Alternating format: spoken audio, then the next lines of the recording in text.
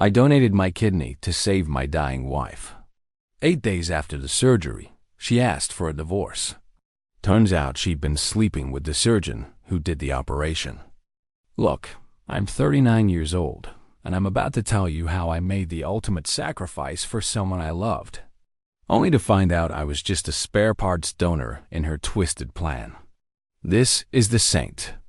And brother, I'm still trying to wrap my head around it. So let me take you back to where this nightmare started. My wife. We'll call her Sarah. We've been married for 6 years. High school sweethearts, the whole deal. I thought we had a solid thing going, you know? We weren't perfect, but who is? We had our little arguments about money, about whose turn it was to do the dishes, normal stuff. Nothing that made me think our marriage was in trouble. Then about 2.5 years ago, Sarah started getting sick. At first it was just fatigue, like she was always tired. Then came the swelling in her ankles, the headaches, the nausea. She went to the doctor thinking maybe it was stress from work or something. Man, I wish it had been that simple. They ran some tests. Her kidney function was declining, fast. The doctors started using words like chronic kidney disease, stage 4, dialysis. I remember sitting in that consultation room when they told us both kidneys were failing. The nephrologist was explaining treatment options, and Sarah just kept squeezing my hand tighter and tighter. I looked over at her, and she had tears running down her face. In that moment, I would have done anything to fix it. She started dialysis 3 times a week. If you've never seen someone go through that, let me tell you, it's brutal. She'd come home completely drained, looking gray, barely able to keep her eyes open. Her whole life became about those treatments. She had to quit her job as a teacher because she couldn't handle the schedule anymore. I picked up extra shifts at work to cover the medical bills piling up.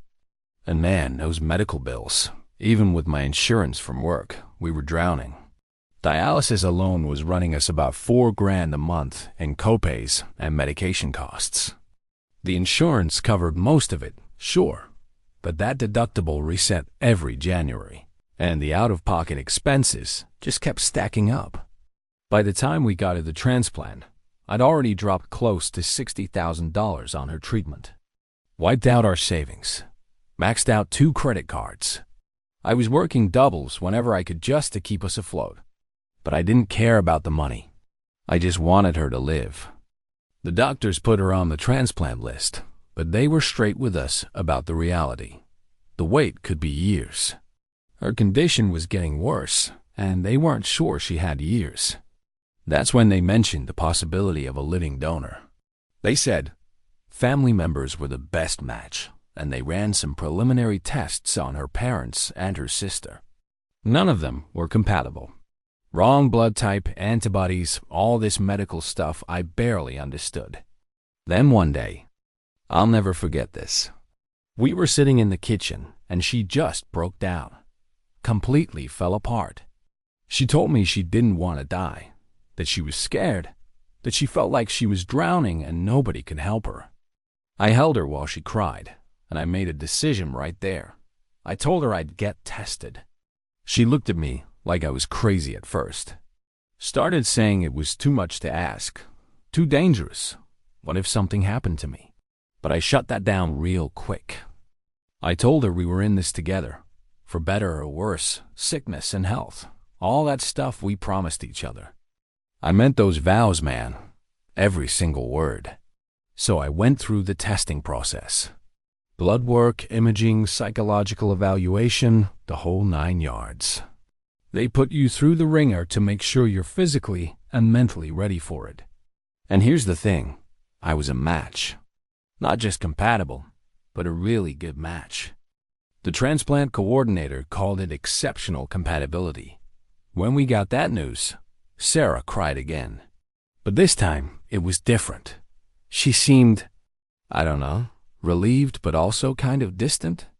I figured she was just overwhelmed, processing everything. Looking back now, I wonder if that's when the guilt started eating at her. Because by that point, she'd already been seeing him for months.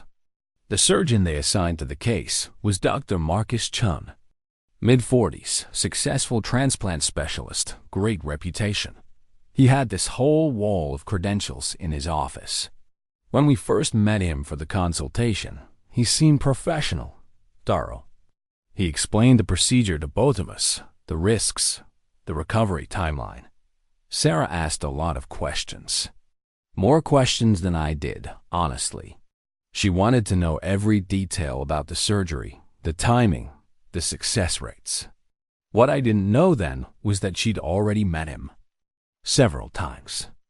In hotel rooms, in his car, probably in his damn office for all I know.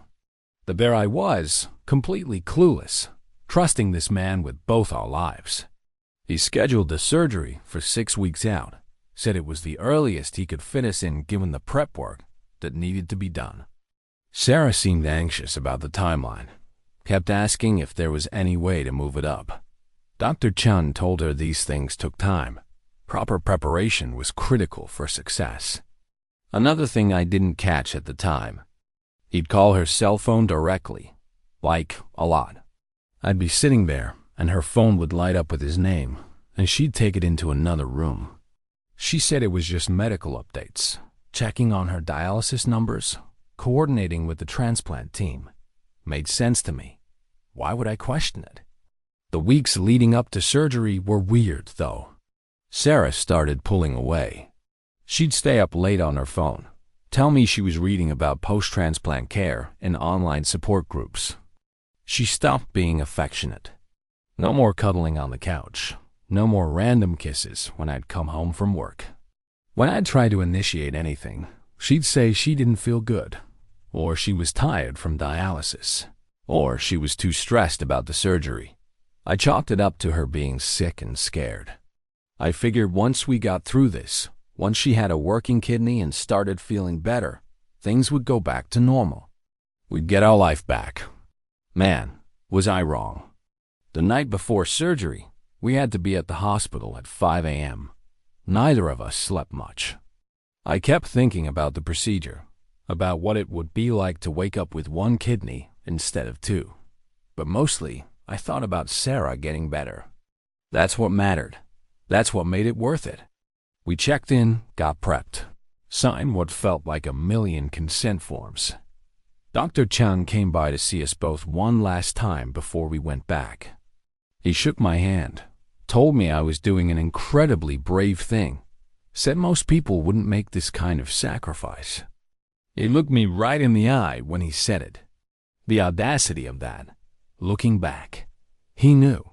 He knew exactly what was happening, and he went ahead anyway. Cut me open and took my kidney, like it was just another Tuesday for him. They wheeled me back first. The anesthesiologist started the 4, told me to count backwards from 10. I remember getting to about 7, and then nothing. When I woke up, everything hurt. Not like normal pain, but this deep, radiating ache that seemed to come from inside my bones. The nurses were checking my vitals, asking me questions I could barely process. I kept asking about Sarah. How did it go? Is she okay? They told me the surgery went well. Both transplants were successful. She was in recovery. It took them a few hours to wheel me into a room where I could actually think straight. The pain meds were heavy, but I fought through the fog because I needed to know Sarah was all right. Finally, they brought her by to see me. She was in a wheelchair, still hooked up to an 4, but she was awake, and that's when I saw it. She looked at me, and there was nothing there. No gratitude, no love, no relief. Just this cold, empty stare. Like she was looking at a stranger, or worse. Like she was looking at something she needed to dispose of, but hadn't figured out how yet. I tried to reach for her hand, but the movement sent pain shooting through my side. She didn't move to help me. Just sat there. The nurse was going over both our recovery instructions, talking about follow-up appointments and medication schedules and when we could go home. Sarah barely said 10 words to me. When the nurse left, I asked her if she was okay, if she was in pain, if she needed anything. She said she was fine. just tired. Then she had them wheel her back to her own room. Something in her eyes? It wasn't relief. It was something else. I just couldn't place it yet. But I would, real soon. So there I was, one kidney down, staples holding my side together, and about to enter the worst 8 days of my life. And brother, when I say worst, I mean it made the actual surgery look like a vacation. They kept us in the hospital for 3 days post-op. Standard protocol for transplant patients. Those 3 days were a blur of pain meds, nurses checking vitals every few hours, and me trying to move without feeling like my insides were going to spill out. Every breath hurt. Rolling over in bed hurt. Standing up to use the bathroom felt like somebody was stabbing me with hot knives. Sarah was in the room next to mine. The transplant team wanted us close for monitoring. Made sense. But here's the thing. She barely came to see me. I'm talking maybe twice in those 3 days. And when she did show up, she'd stay for like 10 minutes max, say she was tired, say she needed to rest, then disappear back to her room. The nurses noticed. I could see it in their faces when they'd come check on me, and I'd be alone. This one nurse, older lady, she finally asked me straight up if everything was okay with my wife. I told her Sarah was just recovering, probably exhausted from years of being sick, now dealing with major surgery. The nurse gave me this look, like she wanted to say something but couldn't, just patted my arm and told me to rest. Meanwhile, Dr. Chun was in Sarah's room constantly. I could hear his voice through the wall sometimes. They'd be in there talking for what felt like forever. When I asked Sarah about it later, she said he was just being thorough, checking on the transplant, making sure her body wasn't rejecting the kidney. Said he was one of the best in his field, and this level of care was normal. I believed her. Why wouldn't I? I'd just given her a piece of myself. I trusted her completely. We got discharged on day 4. I could barely walk from the hospital entrance to the car. Had to stop twice to catch my breath, holding my side like I was trying to keep my guts from falling out. Sarah walked ahead of me the whole time, didn't even look back to see if I was okay. When I finally made it to the passenger seat, I was sweating and dizzy from the pain. The drive home was silent. I kept glancing over at her, trying to read her face, figure out what was going on in her head. She just stared straight ahead, hands tight on the steering wheel. I asked her how she was feeling, if the kidney was working okay, if she was in pain. She gave me one-word answers. Fine. Yes. No. That was it. When we got home, I headed straight for our bedroom. I needed to lay down before I passed out, but Sarah stopped me, told me she'd set up the guest room for me. Said it would be easier for my recovery. Didn't want me accidentally bumping into her in the night and hurting my incision. It sounded reasonable at the time. I was too exhausted and in too much pain to argue. So I slept alone in the guest room while my wife took our bed. The same wife who was alive and breathing because I just sacrificed a major organ for her. The next few days were a special kind of hell. I could barely do anything for myself. Couldn't lift anything over 10 pounds. Couldn't drive. Couldn't even shower without help because I couldn't reach the staples to keep them dry.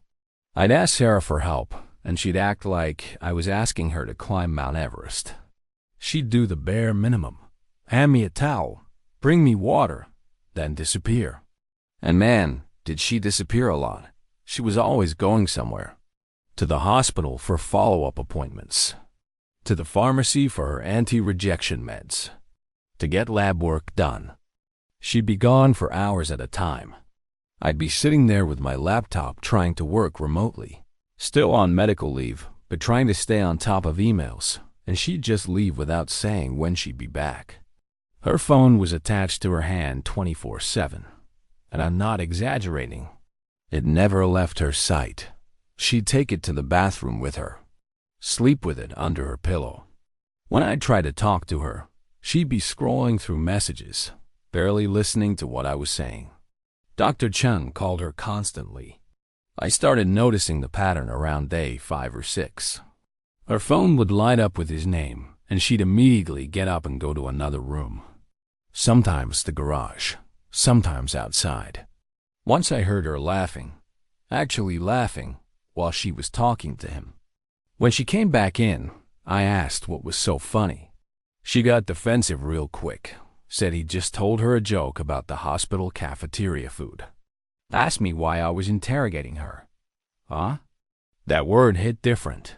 Interrogating. Like I was the bad guy for wondering why my wife was having lengthy, private phone conversations with another man less than a week after transplant surgery. I tried to let it go. Tried to tell myself I was being paranoid, that the pain meds were messing with my head, that I was reading into things because I felt like garbage, and she seemed fine. Her kidney function was great, by the way. The transplant was a complete success. My kidney was working perfectly in her body. She had color in her face again, energy. She was bouncing back fast. Meanwhile, I could barely make it from the couch to the kitchen without needing a break. My buddy Jake came by on day 6 to check on me. Brought me some food, helped me change the dressing on my incision since Sarah had conveniently left for another hospital appointment. Jake's a good guy, known him since college. We were sitting there watching the game, and he got this uncomfortable look on his face. He asked me how things were going with Sarah. I told him the recovery was rough, but we were managing. He nodded. Didn't say anything for a minute. Then he came out with it. Said he'd seen Sarah yesterday at this coffee shop near the hospital. She was with some guy in a white medical coat. They were sitting real close, talking quiet, and she was smiling at him in a way that made Jake uncomfortable. I felt my stomach drop. Asked him if he was sure it was her. He said, yeah, definitely. He almost went over to say hi, but something about the whole situation felt off, so he just left. I tried to play it cool. Told Jake it was probably just one of her doctors. They had a whole transplant team working with her. It was normal for them to meet up and discuss her progress. But even as I was saying it, I didn't believe it. Jake didn't believe it either. He just gave me this look that said he was sorry for bringing it up. After he left, I couldn't stop thinking about it. Couldn't stop seeing Sarah sitting across from some doctor, smiling at him the way she used to smile at me. Before all this. Before the sickness. Before the surgery. Back when she actually seemed to give a damn. Day 7 was a Sunday. Sarah was home all day, but might as well have been on another planet. She stayed in our bedroom with the door closed. I could hear her on the phone again. That same quiet voice she used when she talked to Dr. Chung.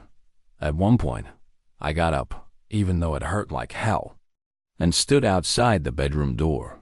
I wasn't trying to eavesdrop. I needed to know what was happening.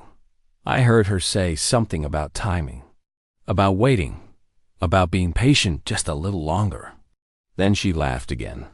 That same laugh I'd heard before. When she came out an hour later, I asked her who she was talking to. She said a friend from her dialysis support group. Said they were just catching up. I asked which friend. She gave me a name I'd never heard before in the 6 years we'd been married. That night, I barely slept. My side was killing me, but that wasn't even the worst part. It was this feeling in my gut. This knowing that something was very, very wrong. That the woman sleeping in the next room wasn't the woman I married. That I just made the biggest mistake of my life. Day 8. Monday morning. I was sitting on the couch, trying to eat some cereal, even though I had zero appetite. Sarah came out of the bedroom fully dressed, hair done, makeup on. She looked good, healthy, alive. She sat down across from me. Didn't say good morning. Didn't ask how I slept. Just looked at me with those cold eyes I'd been seeing since we left the hospital. And then she said it. She said we needed to talk. That she'd been thinking a lot. That this wasn't working anymore. She said she wanted a divorce. I just stared at her. My brain couldn't process what I was hearing. I asked her to repeat that, because surely I'd misunderstood. There was no way my wife of 6 years, who I'd just given a kidney to 8 days ago, was asking for a divorce while I was still recovering from major surgery. But she said it again, calm as anything. She wanted a divorce. She wasn't happy. She hadn't been happy for a long time. She needed to do what was right for her. I asked her if there was someone else. She looked me right in the eye and said no. Said this was about her needing to find herself, needing space, needing to figure out who she was now that she wasn't sick anymore. I couldn't even get up off the couch. I just sat there with my cereal getting soggy, staples still in my side, one kidney in my body and the other one working perfectly in hers, while she told me our marriage was over. Brother, I swear I felt that second kidney fail right there. So there I was, sitting on my couch with soggy cereal and a wife who just asked for a divorce 8 days after I gave her my kidney. And the first thing that hit me wasn't even anger. It was this weird, numb confusion. Like my brain just refused to accept what was happening. I asked her why. Just why? What changed? What did I do wrong? Was it something I said during recovery? Was I not supportive enough when she was sick? Was I working too much? Not enough? What? She gave me nothing. Just kept saying she wasn't happy, that she needed this, that it wasn't about me. Every answer was a non-answer. I kept pushing, kept asking, and she just got more and more distant. Finally, she stood up and said she didn't owe me an explanation. That sometimes people just fall out of love. Man, I'd just given her a piece of my body. I was sitting there with staples in my side and one less kidney, and she was telling me she fell out of love. I asked her again if there was someone else. She got mad this time, told me I was being paranoid and accusatory. Said it was insulting that I'd even suggest that after everything we'd been through together. She made me feel like I was the crazy one for asking. Then she dropped the next bomb. She already had divorce papers drawn up. They were in her car. Her lawyer had prepared everything. All I needed to do was sign. I just stared at her, asked her how long she'd been planning this. She didn't answer, just said her lawyer would be in touch about the details, about dividing assets, about the house. The house I was currently sitting in, recovering from major surgery, unable to work, barely able to move. She went to the bedroom, and I heard her pulling suitcases out of the closet. She was packing, right then. Not in a few days, not after we'd talked things through, not after I'd healed enough to actually process what was happening. She was leaving that day. I tried to get up off the couch to go talk to her, maybe make her see how insane this was, but the movement sent pain shooting through my abdomen, and I had to sit back down. I was completely helpless. Could barely walk across the room, and my wife was packing her bags to leave me. She came out 20 minutes later with 2 suitcases. I asked her where she was going. She said she'd stay with a friend until she figured things out. I asked which friend. She said I didn't need to know that. Before she walked out, she told me she'd still take me to my follow-up appointment on Thursday for the kidney. My kidney that was currently keeping her alive. She said it like she was doing me this huge favor. Then she was gone. I sat there in that empty house for I don't know how long. Could have been an hour. Could have been 4. Everything hurt. My side hurt from the surgery. My chest hurt from trying to breathe through what felt like my lungs collapsing. My head hurt from trying to make sense of any of this. Eventually, I called Jake. Told him what happened. He came over immediately, found me still on the couch, staring at nothing. He didn't say much, just sat with me. That's what good friends do. They don't try to fix it or tell you it'll be okay. They just show up. After a while, I asked him about what he saw at the coffee shop. Needed him to describe the guy again. White coat, he said. Looked like a doctor. Asian guy, maybe mid-40s, good-looking, professional. They were sitting close, real close. And the way Sarah looked at him, Jake said, It was the way someone looks at a person they're into, not the way you look at your doctor. Something clicked in my brain. I grabbed my laptop, even though reaching for it made my incision scream. Pulled up the transplant center's website. Found the physician directory. Started scrolling through photos of doctors. There, Dr. Marcus Chun. Transplant surgery. That was him. I showed Jake the picture. Asked him if that was the guy from the coffee shop. His face went white. He nodded, said yeah, that's definitely him. No doubt. And just like that, everything made sense. The phone calls. The private conversations. The way she'd light up when his name appeared on her screen. The hours spent at the hospital for appointments that should have taken 30 minutes. Moving into the guest room immediately after surgery. The coldness. The distance. All of it.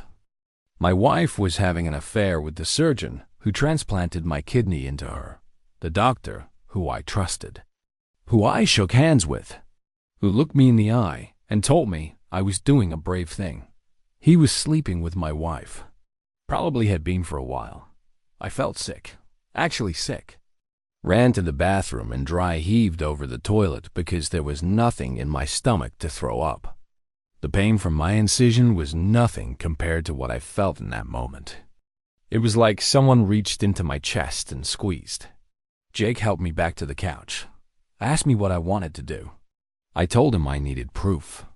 Needed to see it with my own eyes because some stupid, naive part of me still hoped I was wrong. That maybe it was just a coincidence. Maybe Dr. Chun had another patient who looked like Sarah. Maybe Jake was mistaken. I knew I wasn't wrong, though. Deep down, I knew. The next day was Tuesday, day 9 post-surgery. I was supposed to be resting, taking it easy, letting my body heal.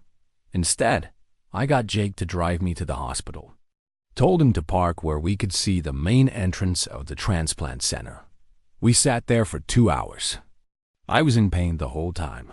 Shifting in the passenger seat, trying to find a position that didn't feel like I was tearing my stitches. Jake kept asking if I was sure I wanted to do this, if I was okay, if we should just go home. I told him I needed to know. Around 11:30, I saw Dr. Chan walk out the main entrance, professional, confident, white coat, stethoscope around his neck, looking exactly like the respected surgeon he was supposed to be. And then Sarah appeared, from the parking garage, wearing a dress I bought her for our anniversary 2 years ago. She walked up to him. They didn't hug or anything obvious, but they stood close, too close. He said something, and she smiled.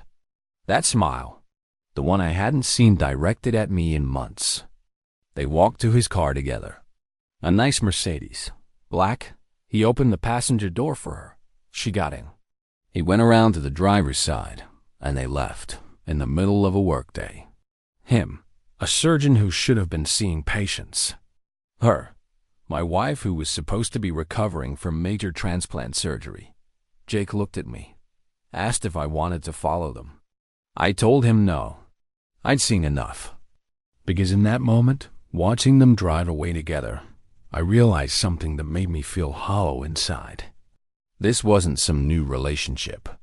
This wasn't something that happened after the surgery because she was grateful to her doctor or whatever. The familiarity between them, the comfort, the way she smiled at him. That's when I realized I didn't just lose a kidney. I'd been played from the very beginning. After seeing them together, I became obsessed. And I mean that literally. I stopped sleeping, stopped eating right. Just sat there with my laptop, digging through everything I could find while my incision healed and my body learned to function with one kidney. First thing I did was call a lawyer, not a divorce lawyer. I called a medical malpractice attorney, told him the whole story. He listened, took notes, then gave it to me straight. Proving a doctor had an affair with a patient's spouse during active treatment would be nearly impossible without hard evidence. Text messages, emails, photos, something concrete. He said even if I had proof, Going after Dr. Chen's medical license was a long shot. The ethics board would investigate, sure, but these cases drag on for years and rarely end the way you want. But he gave me a name, a private investigator who specialized in infidelity cases. I hired the guy that same day. While the Pi did his thing, I started building a timeline. Went through our bank statements, credit card records, phone bills, everything. And man, once you know what you're looking for, it's all right there. You just have to be willing to see it. Hotel charges. Starting about 2 years ago. Always the same place. This boutique hotel, about 20 minutes from the hospital. The charges were on Sarah's credit card, the one I never looked at because I trusted her. 3, sometimes 4 times a month, for 2 years. I cross-referenced those dates with her dialysis schedule. She'd tell me she had treatment, leave the house at noon, come back at 6 or 7 at night. Dialysis took 4 hours max. Where was she the rest of that time? At that hotel. With him. Restaurant charges too. Nice places. The kind Sarah and I used to go to for anniversaries. Except we'd stopped doing that about, you guessed it, 2 years ago. She said she was too tired from being sick. Didn't have the energy for date nights. Turns out she had plenty of energy. Just not for me. I found receipts for gifts I never saw. Jewelry. Perfume. Stuff that never made it home to our house. Stuff she probably wore for him. The phone records were even worse. Hundreds of calls to Dr. Chun's personal cell. Not the hospital line. His personal number. Calls that lasted 30 minutes, 45 minutes, over an hour. Late at night. Early in the morning. While I was at work. While I was asleep in the next room. Text messages were deleted, of course. She'd been careful about that. But the PI managed to pull some data from cloud backups she didn't know existed. He got me recovered logs of maybe 20% of their text messages. That was enough. Planning meets, sexting, her telling him she loved him calling her baby, her complaining about me, saying I was boring, saying she felt trapped, saying she couldn't wait until this was all over and she could leave. This was all over, meaning the transplant, meaning getting my kidney and getting out. The Pi dug deeper into Dr. Chun. Turned out this wasn't his first rodeo. He'd been reprimanded by the hospital 3 years ago for an inappropriate relationship with a pharmaceutical rep. Nothing major enough to lose his license, just a slap on the wrist. Guy had a pattern. But here's where it gets really sick. I got access to Sarah's medical records through my lawyer. Took some legal maneuvering since we were still technically married and I was listed as her healthcare proxy. Those records showed something that made my blood run cold. Dr. Chun marked her case as extremely critical to justify rushing the procedure. He bypassed the usual mandatory cooling-off periods and waiting times for OR scheduling. He fast-tracked all her pre-op work, expedited every approval, pulled strings to get the surgery scheduled in 6 weeks instead of the usual 3 to 4 months. Why? Because they wanted it done fast. Because every day Sarah stayed married to me was another day she had to pretend. Another day of keeping up the act. My lawyer explained how the donor system works. If you're married, your spouse automatically goes to the top of your potential donor list. Family members get priority. But if you're divorced, you go back to the general population. Waiting list. Could be years. Could be never. Sarah needed to stay married to me long enough to get the transplant. That's it. That's the only reason she didn't leave sooner. Dr. Chun knew this. They both knew this. So they played the system. He marked it urgent, scheduled it fast, and they counted down the days until my kidney was safely in her body and she could walk away. I was never a husband to her. I was a donor match. A spare parts catalog. A means to an end. The medical records showed something else, too. Sarah had gotten a bunch of tests done that I didn't know about. Fertility tests. Hormone panels. This was 3 months before the surgery. She was making sure she could get pregnant, planning for her future. Her future with him. I spent weeks going through all of this.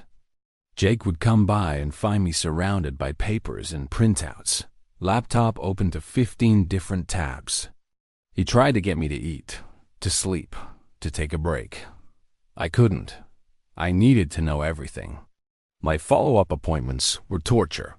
I had to go back to that same hospital, see the same transplant team. They'd check my kidney function, the one kidney I had left, and tell me everything looked good. Great recovery. Healing nicely. The surgery was a success. A success, right? Sarah went to her appointments on different days. Wouldn't even coordinate with me anymore. The transplant coordinator noticed and tried to schedule us together a few times. Sarah always found an excuse to reschedule. I was about 5 months post-surgery when I got the message. Unknown number. No text, just an image attachment. It was an ultrasound photo, black and white. That grainy image of a tiny blob. Written at the bottom, 12 weeks along. I did the math in my head immediately. 12 weeks meant she got pregnant barely 2 months after the surgery. While I was still learning to walk without pain, she was already building a family with him. It was fast. Too fast. She got pregnant almost immediately after leaving me. While I was laid up in the guest room with staples in my side, she was already with him. I sat there staring at that image for I don't know how long. That baby that proved everything, proved the affair, proved the timeline, proved that when she was holding my hand in the hospital, when she was crying about not wanting to die, when she was begging me to save her, she was already planning this new life with him. She got pregnant with his child mere weeks after I gave her my kidney. That baby was the final piece of evidence. The smoking gun. The proof that I'd been completely and totally played. I forwarded the image to my lawyer, to the PI, to my own email 3 times because I was afraid it might disappear. Then I just sat there on my couch in the same spot where she'd asked for a divorce, holding my phone, looking at the ultrasound of my ex-wife's baby with the doctor who cut me open. Man, that baby was conceived while I was recovering from saving her life. While I was in agony, mourning our marriage, they were celebrating their new beginning. I don't even know what hurts more. The thought made me feel like I was going to be sick. Jake came over that night, found me sitting in the dark. I showed him the ultrasound. He didn't say anything for a long time. Then he asked me what I was going to do. I told him I was going to burn their lives down, report Dr. Chun to the medical board, file complaints with the hospital, make sure everyone knew exactly what they did. Make them pay for using me like some kind of organ dispensary. Jake nodded, said he'd help however he could. Then he asked me something that stopped me cold. He asked if I thought getting revenge would actually make me feel better, or if it would just keep me trapped in this nightmare. I didn't have an answer for that. Still don't, honestly. But I know one thing for sure. They took my kidney. They took my marriage. They took 2 years of my life that I spent working extra shifts and taking care of a sick wife who was only sick because she needed an excuse to stay close to her lover. They manipulated the entire medical system. And now they were going to have a baby together. Build the life they wanted. The life they'd been planning while I was signing consent forms to give up a piece of myself. And I was supposed to just, what? Move on? Forgive. Let it go? Nah, man. That's not how this works. That ultrasound changed everything. Because now I had proof. Now I had evidence. Now I had a case. The question was what I was going to do with it. So you want to know what happened? How this all played out? All right, let me walk you through the aftermath. Because this isn't a movie where justice gets served and everyone learns a valuable lesson. This is real life, and real life is messy as hell. I filed a formal complaint with the state medical board against Dr. Chun. My lawyer helped me put together everything. The timeline, the hotel receipts, the phone records, the ultrasound that proved the affair was happening during active medical treatment. We had a solid case for ethics violations, patient exploitation, conflict of interest, abuse of the doctor-patient relationship. The board opened an investigation. Took them 8 months. 8 months of waiting, of giving statements, of reliving every detail of how I got played. They interviewed Sarah. They interviewed Dr. Chun. They reviewed medical records and hospital protocols. You know what happened? He got a formal reprimand. That's it. A note in his file and a requirement to complete additional ethics training. No suspension. No loss of license. Just a slap on the wrist. My lawyer said it came down to a sickening technicality. Dr. Chun's defense team argued that since their relationship started 2 years before she became his patient, it was a pre-existing personal connection, rather than him preying on a vulnerable patient.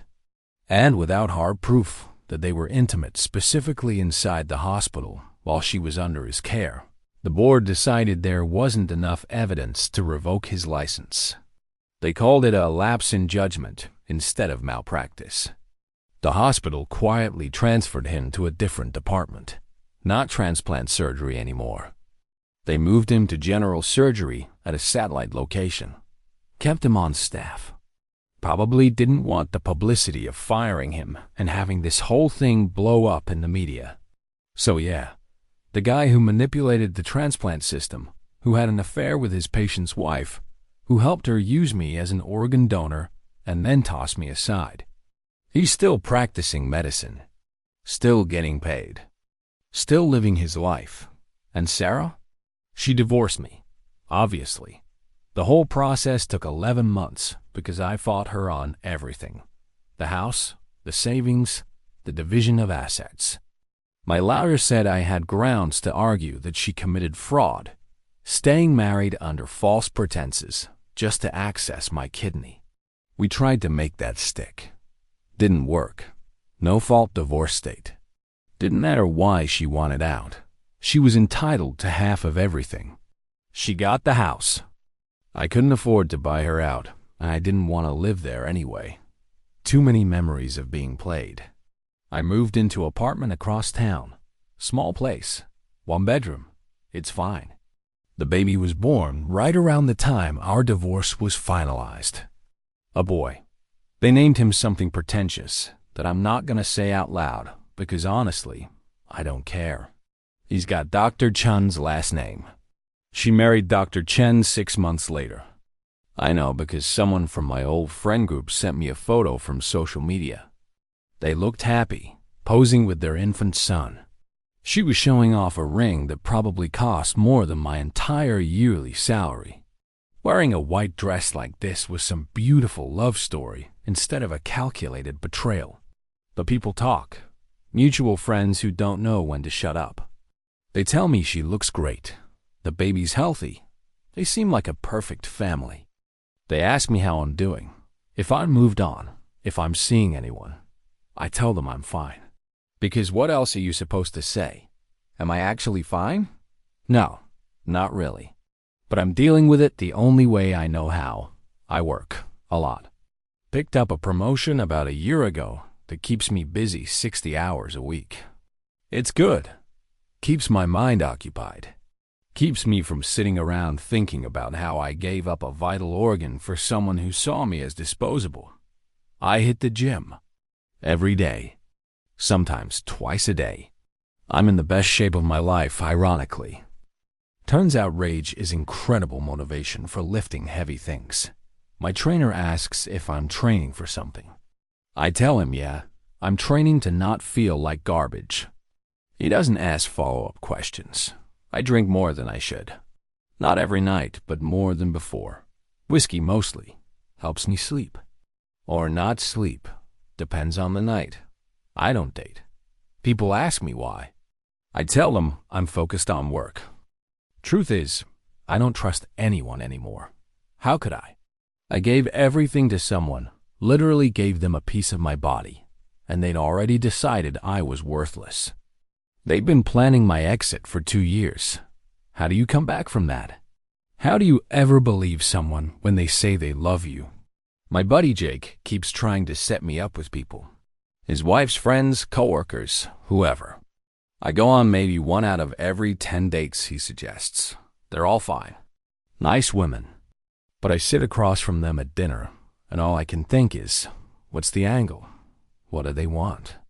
When are they going to show me who they really are? It's not fair to them. I know that. So I mostly just don't bother. I see a doctor once a year for my kidney function. Different hospital, different doctors. I don't go anywhere near that transplant center. My remaining kidney is working fine, compensating well. The surgeon who did my post-op follow-ups said I should live a completely normal life with no restrictions. Normal life, right. Every time I take my shirt off, there's that scar, about 6 inches long on my left side. Permanent reminder of the worst decision I ever made. Some people ask about it if they see it at the gym or whatever. I tell them it's from a surgery. Don't elaborate. Don't need to explain to strangers how I got conned out of an organ. I think about it every day. Not obsessively like I used to, but it's always there in the background. When I'm at work and I see a happy couple. When I'm at the gym and some guy's talking about his wife. When I'm trying to fall asleep and my brain won't shut off. I think about how she held my hand in that hospital consultation room. How she cried. How she told me she was scared. And all of it. Every single moment of vulnerability. Every tear.